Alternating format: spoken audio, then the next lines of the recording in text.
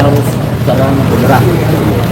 Untuk itu untuk jelasnya barangkali pertama klien kami Kabupaten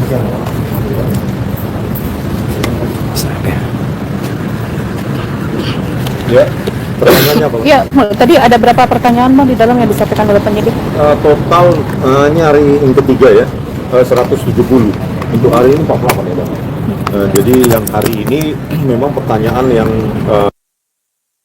bukan teknis saintifik, tapi tentang apa namanya, di mana saya tanggal 15 April, tanggal 15 April itu UGM, tanggal 16 April apakah ke rumahnya Pak Jokowi, apakah hubungan saya dengan PPUA dan mengenal PPUA atau tidak, itu semua memang jawaban-jawaban yang menurut saya pihak polisi juga sudah paham sih, bahwa saya memang sebagai ahli dan alumni dengan Pak Rosuryo dan Bu Tifa diminta kedatangannya oleh tim TPUA, tim pembela ulama dan aktivis pada tanggal 15 April 2025. Jadi itu saja yang pertanyaan-pertanyaan yang non teknis, non saintifik. Saya berikan penjelasan sesuai dengan apa yang saya ketahui dan saya lihat. Jadi tadi ada berapa pertanyaan? 48 ya? Iya, 48. Terus ini nanti seperti apa mungkin selanjutnya Bang? Oke, selanjutnya kita ikutin pokoknya prosedur apapun yang akan kita ikutin. Jika memang harus ada, kita ikutin aja. Ya, menurut penyidik tadi bahwa untuk sementara ini selesai. Harapan kita juga sudah selesai banget, dalam arti tidak ada lagi proses selanjutnya kan. Itu yang kita harapkan. Tapi seandainya ada proses selanjutnya juga, tentu kita ikuti. Kita tidak mungkin mangkir, jadi gitu kan. Nah, untuk lengkapnya kali, karena kami menyertai tempat-tempatnya harus speed nih, pendek-pendek nggak apa-apa. Silakan. Saudara Jimmy dulu. Terima kasih. Tadi Biar puas kita. ada 3 konten yang di tanggal 15 April dengan keahliannya klien kami. Tadi mengklarifikasi dari penyidik menanyakan masalah Pak Kusmujo itu katakan Jokowi katakan bahwa semuanya pemimpin skripsi dan akhirnya ke akademik. Nah, akhirnya klien kami setelah cek di UGM tanggal 15 di perpustakaan, kalau pemimpin skripsi otomatis kan ada namanya Kusmujo, itu tidak ada sama sekali. Nah, itu hasil penelitian, jadi resmi, bukan mengada-ada tadi. Dan tadi mengenai di satu media, klien kami tidak menanggapi karena hampir sama jawabannya dengan apa yang sudah dikatakan. Oke, sambung Bu. Ya, Selamat siang, selamat sore menjelang malam. Ini sebentar saya menceritakan hanya menjelaskan tentang apa yang tadi klien kami di sidik, bahwa semuanya dijelaskan secara terang-menerang dan juga secara objektif dan rasional. Dengan dasar itulah saya penyidik berterima kasih untuk menjelaskan apa hal-hal yang kurang dan tidak mengertinya, hal-hal yang disampaikan oleh tadi dilihatkan di video. Itu aja mungkin dari kami. Oke, untuk laporkan Anda juga menyertai Rustam Effendi kan? Oh iya. Jadi hari ini telah selesai rangkaian pemeriksaan ya Bang. Pemeriksaan terhadap saksi-saksi, termasuk juga terhadap saksi pelapor. Yang melakukan pemeriksaan saksi dengan sangat baik, wise. Tidak ada lagi pemeriksaan sampai jam 4 subuh ya. Kemudian mereka sangat responsif ya. Ada istirahatnya, kemudian juga ada candaannya, bisa ngerokok bareng, bisa ngopi bareng gitu ya. Jadi tidak ada nuansa seperti yang digambarkan oleh para termu ya, bahwa ini akan menjadi hari yang keramat, seolah-olah menyeramkan. Saya kira itu tidak ya. Justru kami sangat berterima kasih kepada Polda Metro Jaya, dan intinya kami mengikuti saja apa yang akan menjadi kelanjutan dari perkara ini. Gitu ya Bang Jamada ya. Oke, kami persilakan jika ada pertanyaan ya. Ada pertanyaan. Kasus ini segera naik ke persidangan ini seperti apa Bang? Saya ditanya untuk segera naik persidangan. Iya, tadi Ya, pagi. tidak ada ya statement saya seperti itu. Ya, kalau melihat fakta-fakta di lapangan, bahwa kami juga mengkaji bukti-bukti kami di lapangan, datang ke desa Ketoyan, terus datang menjumpai langsung ke Pak Kasmujo ya, untuk mendapatkan jawaban bahwa Pak Kasmujo juga menyatakan kepada saya bahwa beliau bukan dosen pemilih skripsi, maupun bukan pula dosen pembimbing akademik, dan itu konsisten dinyatakan Pak Kasumujo kepada seorang jurnalis Kompas TV, ya. Jadi jawaban yang sama. Jadi kami analisa kami berkesesuaian dengan temuan-temuan kami di lapangan, gitu. Jadi jadi tidak ada niat kami untuk memfitnah atau ujaran-ujaran kebencian atau menyebarkan berita bohong. Karena kami telah menjelaskan semuanya secara saintifik dan fakta-fakta di lapangan yang kami temukan, ya saya kira sudah sepantasnya ini SP3 ya. Karena memang pasal-pasal yang dituduhkan, apalagi pasal mengubah itu pasal 3235 ITE, ya, dokumen elektronik kami dituduh mengubah-ubah, memanipulasi, apalagi pasal 160 KUHP yang penghasutan. Saya kira kami telah menjelaskan secara komprehensif, baik lewat kajian kami maupun temuan kami di lapangan. Saya kira penyidik akan lebih bijaksana karena hal itu yang telah kami jelaskan tidak ada relevansinya terhadap ujaran kebencian, kebohongan maupun memanipulasi barang bukti dan penghasutan, gitu ya. Semoga ya penyidik Polda Metro Jaya objektif dalam menilai apa yang kami jelaskan baik secara ilmiah maupun temuan kami di lapangan, gitu ya. Jadi saya berharap ya, karena memang tidak ada faktor-faktor yang dituduhkan atau unsur-unsur apapun yang dituduhkan oleh pelapor, saya kira sebaiknya di SP3 gitu. Amin. Amin. Pak Rizwan, ini kan juga ada juga yang dipanggil penyidik, tapi dalam satu yang dipanggil itu tidak akan menjawab penyidik kalau tidak menunjukkan keasliannya Pak, ijazahnya Pak Joki. Nah, Pak Rizwan sendiri beda nggak hal itu jawaban? Kalau itu kan bagian mereka ya, maksudnya karena saya kan berdasarkan kajian ilmiah, jadi ya mungkin pendiriannya atau caranya untuk menjawab beda-beda gitu loh. Jadi kalau saya serahkan semua bahkan saya serahkan sebuah buku penelitian, di situ bisa open source ya, kode sumber programnya untuk menganalisa juga bisa diulangi, direkonstruksi oleh ahli dari pihak pelapor ya, Pak Joko Widodo maupun yang lainnya, dan peneliti dari pihak Polda Metro Jaya. Saya siap gitu loh. Jadi apa yang kami serahkan ya, sebuah buku itu bukti pertanggungjawaban kami bahwa kami memang dengan Bu Tifa maupun Pak Roy Suryo bertemu tanggal 15 April tanpa grand design apapun, tanpa rencana apapun ya. Saya juga baru bertemu dengan Bu Tifa di UGM tanggal 15 April 2005, tepatnya di depan ruang 109 Fakultas Kehutanan UGM. Jadi yang mempersatukan kami ya rasa ingin tahu itu gitu loh. Bertemu di situ hari itu ya langsung klik, kita harus melakukan riset tentang ini gitu. Tapi berkembang untuk bilang bahwa tunjukkan aja ijazahnya Pak Jokowi sekarang gimana untuk itu dengan proses penyidikan ini untuk Bang Rizwan sendiri? Iya, kami kan begini ya, kami kan meneliti berdasarkan apa yang kami kaji. Pertama, lembar pengesahan skripsi yang kami foto sendiri. Nah, saya pada Maret 2025 saya mendatangi sendiri, memoto, memegang skripsi dari Pak Jokowi ya di perpustakaan Fakultas Kehutanan UGM.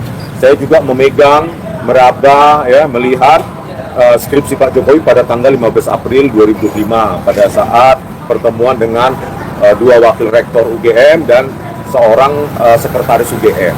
Nah, itulah yang kami kaji. Ya, jadi banyak hal yang kami kaji dan sudah saya tuangkan dalam buku yang besok kami grand launching di Kemang ya, di Kemang, di sebuah hotel Kemang jam 1 siang. Itu untuk grand launching buku kami berjudul Jokowi's White Paper yang telah diketahui banyak publik ya. Tapi Jokowi sudah beberapa kali mengatakan bahwa keasliannya Pak Jokowi ini sudah tepat. Pendapatnya gimana?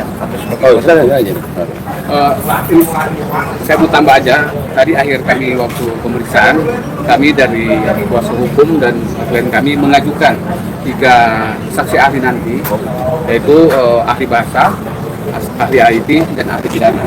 Itu nanti nama-namanya akan kami susul kemudian. Saya kira itu, terima kasih. Bang, gimana Bang pendapat Abang sebagai kuasa hukumnya dari UGM sudah menyatakan beberapa kali, apalagi kemarin dokter atau 3 orang itu. Oke, ini pertanyaan Anda ini memang pertanyaan yang dinantikan semua orang ya. Termasuk ya masyarakat selalu saya. Pertama bahwa memang sesuai dengan KUHP bahwa mereka yang melaporkan mengadukan seharusnya udah tingkat penyidikan, seharusnya barang bukti itu ada di sini. Itu tidak boleh diingkari. Tapi berkali-kali kita bahkan sampai membujuk secara kelakar kepada penyidik bahwa itu sampai sekarang tidak ditampilkan. Oke lah, tapi jangan lupa jika perkara ini berlanjut nanti ke tahap berikutnya ada saatnya sesuai dengan KUHP juga kami harus meminta satu acara, yaitu gelar perkara juga di sini yang harus menunjukkan itu. Dan kami terus terang ini saya bilang babak terakhir, jika itu tidak ditunjukkan menurut kami dan menurut masyarakat dan menurut undang-undang berarti ada yang tidak benar. Nah ini memang, jadi saya katakan ini perkara terakhir, jangan terjadi seperti kasus-kasus yang mendahului perkara ini. Kita udah tahu semua, nggak usah diulang-ulang itu ya. Nah itu satu, jadi masing-masing kita ingat bahwa barang bukti itu harus diperlihatkan minimal nanti kalau berlanjut terus dalam gelar perkara khusus. Itu ada peraturan Kabar Reskrim kok mengatur itu juga. Itu satu ya. Terus yang menyangkut GM juga pernyataan dari Bu Rektor itu pun kami udah respon ya. Satu, saya ulang lagi secara singkat, itu naratif, itu tidak bernilai hukum dan sebagainya. Dan masyarakat juga sudah menilai itu kok.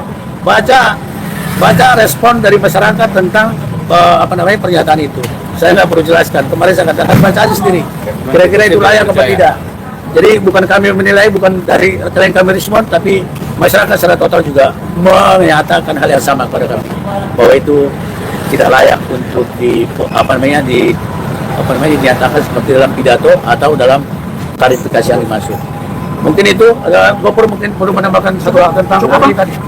Oh, udah diterangkan terakhir di Bang. Kita akan menunjukkan ijazahnya hasil kalau kita hak dari Pak Jokowi atau hak sendiri yang nanti di pengadilan. Hak menurut KUHP itu hak secara balance. Artinya kami juga boleh melihat itu. Sekarang gampang aja, kawan. Jika ada suatu tindak pidana, katakanlah ya pembunuhan atau pencurian lah, ya narkoba atau apapun itu kan barang bukti ditunjukkan. Jadi nggak mungkin ada suatu tindak pidana jika barang bukti atau bukti itu tidak bisa menunjukkan satu tindak pidana. Jadi kalau tidak ada buktinya, tidak ada barang buktinya, tidak mungkin ada tindak pidana. Pasal 1 ayat 2 KUHP jelas mengenai itu.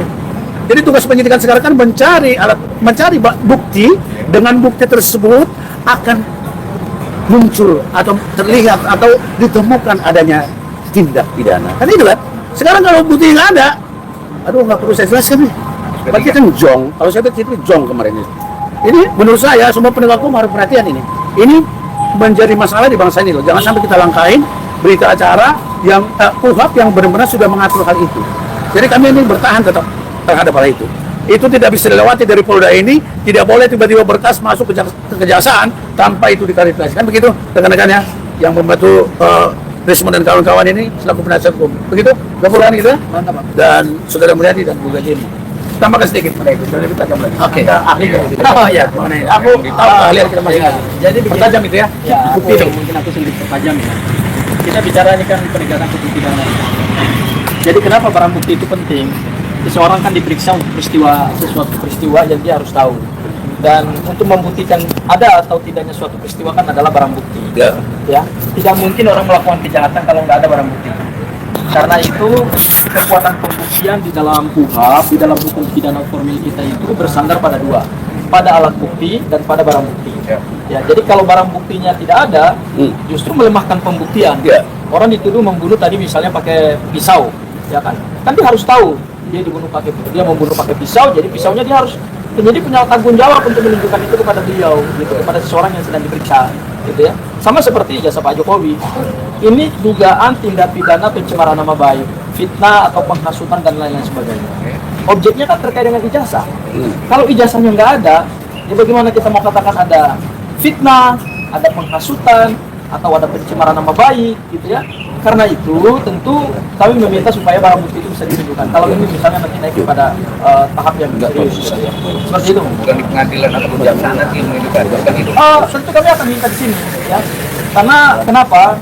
Seseorang diperiksa itu kan dia harus tahu dia diperiksa untuk kasus apa, dan seseorang itu juga harus mengetahui dan bisa mengakses sesuatu barang yang disebut barang bukti, gitu ya. Karena gini, kalau barang bukti itu kan diatur secara limitatif di pasal 39 KUHP, yaitu barang hasil kejahatan, barang yang digunakan untuk membuat kejahatan, dan barang yang digunakan untuk membantu kejahatan.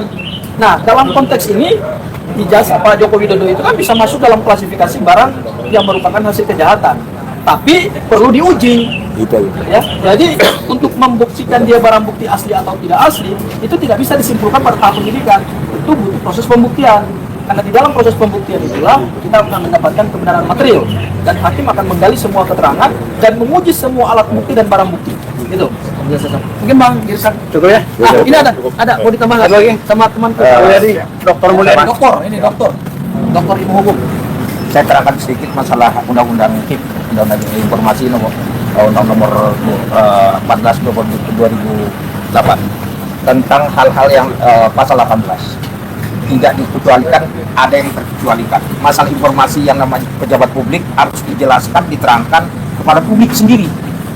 Ini kan masalah ijazah karena Pak Jokowi adalah sebagai kepala pemerintahan yang memegang semua kalangan masyarakat, semua diakui bahwa Jokowi 2 kali menjadi presiden. Maka pejabat publik itu menerangkan, menjelaskan bahwa ini ada nggak tidak yang dia bawa ke KPU dan menjadi presiden. Maka dijelaskan kepada masyarakat, karena masyarakat ini semua membayar pajak untuk kepentingan kita semua, bahwa ada nggak atau tidak ada. Nah, maka dijelaskan secara terang-menerang. Maka ahli dalam hal ini secara saintifik dijelaskan, diterangkan sebagaimana mekanisme yang kalau toh ada masalah yang diperbuat dengan masalah buku lawan dengan buku, ilmiah lawan dengan ilmiah, itu tandanya orang bernegara dan mencerdaskan kehidupan bangsa. Itu aja dari saya. Untuk pencemaran nama baik, tidak lagi. Oke, rekan kiri. Jadi kita tadi nggak perlu perpanjang lagi ya. Lagi siapa? Begini, kami sekarang dengan suasana baru. Kalau udah pernah dibahas, kami nggak mau bahas. Kami tidak perlu banyak cakap kalau bahasa Sumateranya ya. Ini nggak perlu lagi. Kita menuju ke depan, tinggal bagaimana menghadapi penyidikan ini. Jadi jangan lagi pasal-pasal itu ya. Itu kita sudah lewati. Saya tidak mau juga. Jadi kuasa hukum kami tertibkan sekarang. Tidak boleh lagi membahas yang bolak-balik. Sekarang apa yang ke depan? Besok datanglah saudara-saudara grand launching buku Jokowi's White Paper. Itu baru poinnya. Kalau yang lain-lain udah tahu lah. Kami tidak mau lagi membahas ini 160, 22, 32, 28 ayat 2 dan sebagainya, nggak mau lagi. Tapi Bang Ivan tetap semangat. Oh iya, semangat. Semangat dong, buktinya besok kita grand launching buku ya, White Paper. Karena itu puncak dari penelitiannya dia. Ya. Dan bertiga tentunya ya. Oke kawan-kawan, cukup ya. Terima kasih karena mau juga. Oke, selamat sore. Hah? Jam 1 di Kemang. Oke, punya siapa? Ayom. Ya. Oke. Bye.